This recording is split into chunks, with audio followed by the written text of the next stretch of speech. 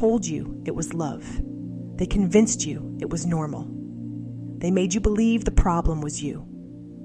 But somewhere beneath the confusion, the self-doubt, the endless explanations that never quite made sense, you knew something was wrong. This is where we stop pretending. This is where we examine what they never wanted you to see. The patterns that controlled you, the systems that protected them.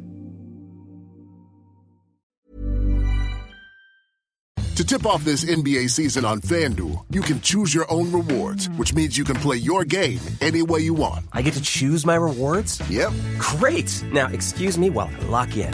All customers choose your own reward right now in the FanDuel app. 21 plus and present in select states. 18 plus in Kentucky. Opt-in required. Rewards are non-withdrawable. Restrictions apply, including bonus and token expiration, leg requirement, and max wager amount. See full terms at FanDuel.com/sportsbook. Gambling problem? Call 1-800-GAMBLER. Finding ways to be financially savvy is a smart move, and knowing you could be saving money for the things you really want, like that dream home or new ride, is a great feeling.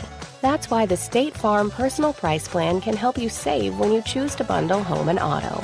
Bundling, just another way to save with the Personal Price Plan. Prices are based on rating plans that vary by state. Coverage options are selected by the customer. Availability, amount of discounts and savings, and eligibility vary by state. We need to keep kids safe online, but some special interests are sending policymakers in the wrong direction, pushing the so-called App Store Accountability Act, demanding government ID from all users just to download an app, replacing parents' judgment with government mandates. It doesn't even stand up in court. A better bipartisan bill, the Parents Over Platforms Act, would put parents in the driver's seat, empowering parents and businesses to keep kids safe without drowning all of us in red tape. Tell Congress to get it done right and put parents over platforms. Paid for by ACT, the App Association. If you've ever been told you're too much for speaking your mind, or punished for refusing to make yourself smaller to accommodate someone else's comfort, you've encountered something deeper than individual dysfunction. You've bumped up against a system designed to keep women subordinate, compliant, and quiet. Welcome back to the Narcissistic Abuse Recovery Podcast. I'm Lynn, your host. Today, we're talking about why patriarchal systems within narcissistic families and relationships punish women who refuse to stay small, and how this punishment serves to maintain power structures that depend on your silence. Let's be clear about what we mean by staying small. This isn't about physical size or even personality. Staying small means accepting that your voice matters less, your needs come last, your opinions are optional, and your role is to serve others without complaint. It means shrinking your ambitions, dimming your light, and apologizing for taking up space. When you refuse to stay small, you're asserting your full humanity, and that threatens the entire system. The punishment for refusing to stay small comes swift and severe. You might have experienced this as a child when questioning unfair treatment led to being called disrespectful or difficult. Speaking up about double standards got you labeled as argumentative. Refusing to accept less than your brothers or male cousins received made you demanding. The message was clear. Good girls don't challenge authority, and girls who do challenge it aren't good girls. This carries into adult relationships where the punishment becomes more sophisticated, but just as damaging. When you assert your needs in a partnership, you're told you're high maintenance. When you refuse to manage everyone else's emotions, you become selfish. When you pursue your own goals instead of supporting someone else's exclusively, you're not being supportive enough. The punishment is designed to make you question whether you're asking for too much, whether you should just be grateful for what you're getting, whether you're the problem. Here's what's happening underneath these interactions. Patriarchal systems within families and relationships require women to be smaller so that others can be bigger.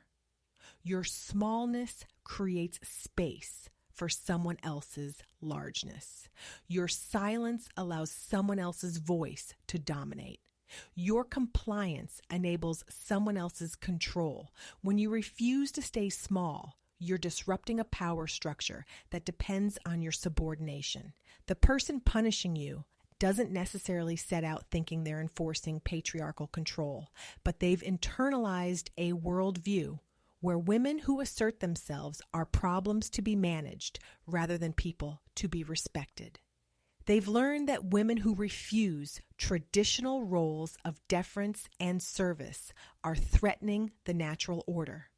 Your refusal to stay small triggers their need to put you back in your place. This punishment shows up in predictable ways. You might have been criticized for being too ambitious, too independent, too opinionated, too emotional, or too demanding. Notice how these criticisms always frame your full humanity as excessive. There's no corresponding criticism for men who display these same qualities because the system doesn't require men to stay small. In families, this often means daughters are held to different standards than sons. You might have been expected to help with household tasks while your brothers weren't, criticized for messy behavior that was acceptable in male family members, or told to be more ladylike while male relatives face no equivalent pressure to modify their behavior. When you pointed out these double standards, you were probably told you were being dramatic or making problems where none existed. The punishment escalates when you refuse to accept these double standards. Suddenly, you're the difficult one, the troublemaker, the one who can't just go along to get along. Family gatherings become uncomfortable because your presence reminds everyone that the system isn't fair. Your questions about why things are the way they are get dismissed or met with hostility because questioning the system threatens everyone who benefits from it. In romantic relationships, this punishment can be particularly devastating because it's wrapped in claims of love. Your partner might say they're trying to protect you from being too aggressive or help you be more feminine. They're doing you a favor by pointing out when you're being too much. But underneath these supposed good intentions is a clear message. You need to be smaller for this relationship to work. The cruelest part is how this punishment gets turned back on you. You're not being systematically diminished to maintain someone else's dominance. You're being helped to become a better person. You're not being silenced to protect someone's fragile ego. You're being taught to communicate more effectively. The very real harm being done to you gets reframed as guidance or correction you should be grateful for. You probably internalized some of this messaging. Maybe you learned to soften your opinions, qualify your statements, or apologize before asserting yourself.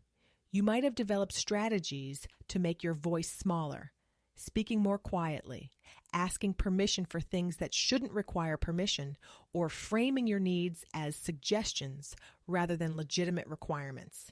These weren't personality traits you were born with. They were survival adaptations to a system that punished your full expression. The system depends on women policing themselves and each other. You might have noticed other women in your family or social circle reinforcing these patterns by criticizing women who refuse to stay small. They've been so thoroughly trained that stepping out of line feels dangerous, even to witness. Your refusal to comply threatens their own safety within the system, so they often become agents of your punishment. But here's what the punishment never tells you. Your refusal to stay small isn't a character defect. It's evidence of your strength and self-worth. The system punishes you precisely because your full presence is powerful and threatening to structures that depend on your diminishment. Your voice matters. Your needs are legitimate. Your ambitions deserve support. Your opinions have value. Your space in the world doesn't need to be earned through compliance. The punishment you received for refusing to stay small was never about helping you become a better person. It was about maintaining a power structure where your smallness enabled someone else's dominance. Recognizing this changes everything about how you interpret those interactions and how you move forward in relationships that either support your full expression or demand your diminishment. Consider this. How has the punishment for refusing to stay small shaped your current relationships and your willingness to take up space? What would change if you fully embraced that your refusal to be smaller is actually your strength, not your flaw? This is Lynn, and this has been another episode of the Narcissistic Abuse Recovery Podcast. I'll see you in the next one. Visit our website at movingforwardafterabuse.com for articles, resources, and more support on your recovery journey. We need to keep kids safe online, but some special interests are sending policymakers in the wrong direction, pushing the so-called App Store Accountability Act, demanding government ID from all users just to download an app, replacing parents' judgment with government mandates. It doesn't even stand up in court. A better bipartisan bill, the Parents Over Platforms Act, would put parents in the driver's seat, empowering parents and businesses to keep kids safe without drowning all of us in red tape. Tell Congress to get it done right and put parents over platforms. Paid for by ACT, the App Association. To tip off this NBA season on FanDuel, you can choose your own rewards, which means you can play your game any way you want. I get to choose my rewards? Yep. Great! Now, excuse me while I lock in. All customers choose your own reward right now in the FanDuel app. 21 plus and present in select states. 18 plus in Kentucky. Opt-in required. Rewards are non-withdrawable. Restrictions apply, including bonus and token expiration, leg requirement, and max wager amount. See full terms at FanDuel.com/sportsbook. Gambling problem? Call 1-800-GAMBLER. This work is hard, really hard. Questioning everything you were taught, seeing systems that were invisible, sitting with truth that change how you see the world. It's exhausting and overwhelming sometimes. There's no timeline for this, no right way to process it. We've gone daily now because these conversations matter. Subscribe so new episodes land automatically when they drop.